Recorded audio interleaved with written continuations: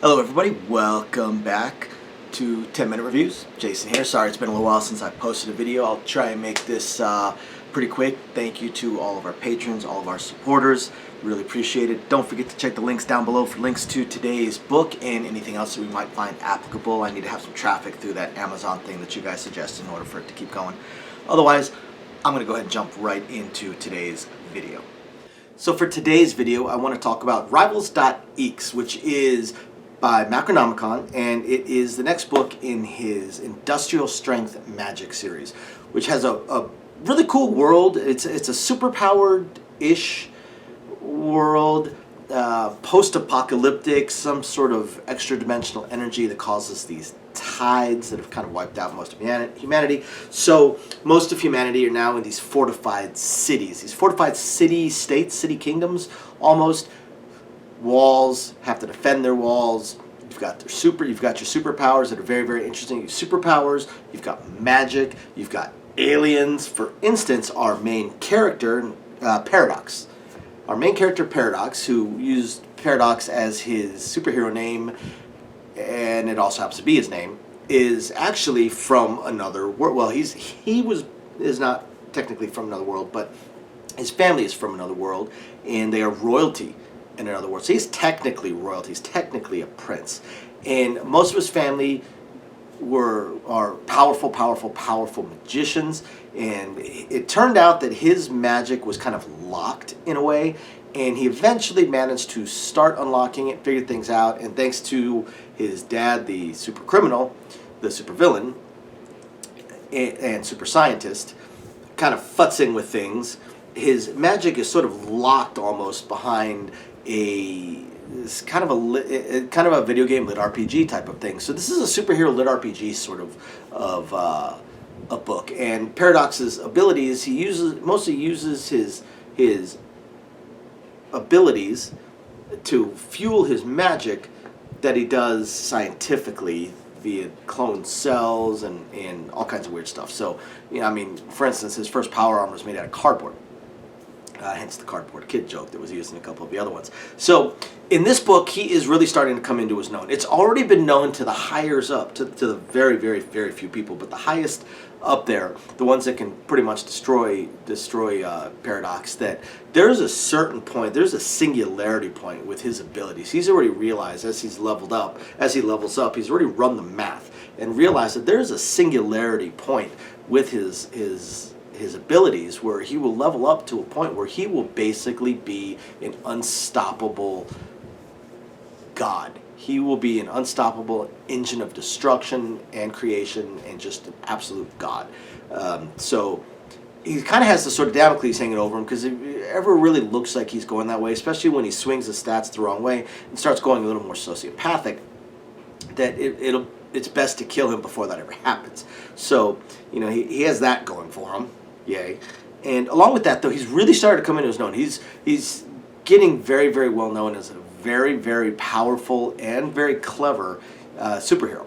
So he starts being used a little bit more and starts being put in positions of authority. So the book starts out with the android problem that you guys might remember from book 2. We've got these androids, some of whom think they are human, some of whom know they're androids, but they're basically baseline human. I don't think any of the androids have superpowers. I don't think it's even possible for them to get superpowers.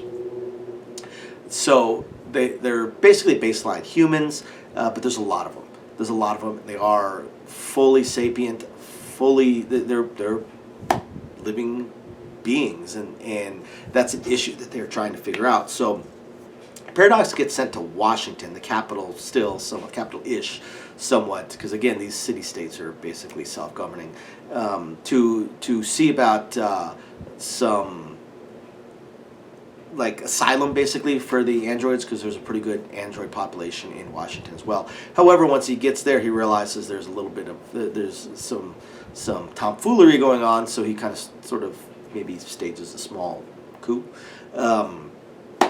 After that, it gets really interesting, because from there, Paradox is sent to Chicago, and he's sent to Chicago to fix it. It's failing. It's a failing city that may not last for much longer. So Paradox goes there to try and fix it. And what he runs into is a city full of gangs. And these gangs kind of each control a quadrant or an area of the city, and they just sort of do what they want. Now, they do somewhat keep the people safe, but for the most part, they just kind of do what they want and don't listen to anybody, much less any kind of authority figure that is theoretically running the city. Until Paradox shows up. Because again, Paradox doesn't really put up with any of this junk either. He's got some fairly powerful friends, but just by himself, with the abilities that he has and the things he's created, he is extraordinarily powerful and just growing more and more powerful every day, and he's clever. Typical Macronomicon in that the character is very clever and does things very much outside of the box and also absolutely hilarious sometimes. So, of course, Paradox does what he's going to do. He wipes out some gangs. Some gangs he manages to enfold almost into the city government in a way.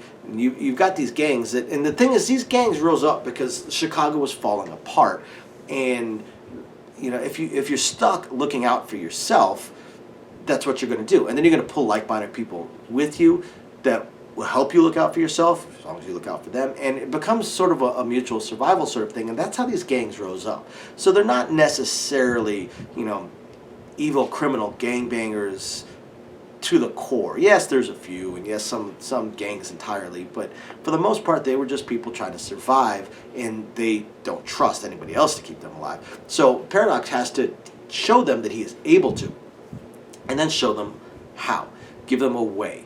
And then from there, he also has to figure out a number of other things, such as how do you feed this frickin' city, because they don't have the food supplies, which then leads to a really big fish problem. With a pretty amusing way of handling that. We also have a bit of a troll problem, and basically an army of trolls that are coming at him, which he has to figure out as well. And he does that in a way that is unexpected, I guess you could say. In addition, we've got his extremely powerful dragon scientist frenemy that is always in the background pulling strings and trying to do a little thing here and there. And then, of course, we also have Paradox's family, his royal family.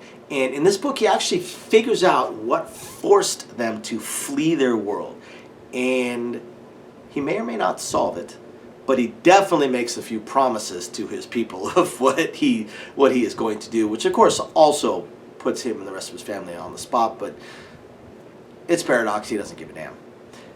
This is probably my favorite Macronomicon series, and I love Macronomicon. I've read everything he has ever written, and this is probably my favorite series of his, so you guys have got to check it out. If you like lit RPG, if you like superheroes, if you like post-apocalyptic, if you like snark, if you like funny characters, Macronomicon's got it all, and he really put it all together well in this book. So you guys all need to check out Industrial Strength Magic by Macronomicon if you haven't already, and if you have, make sure you read Rivals.eeks if you haven't already. Thank you everybody for watching. We'll catch you next time.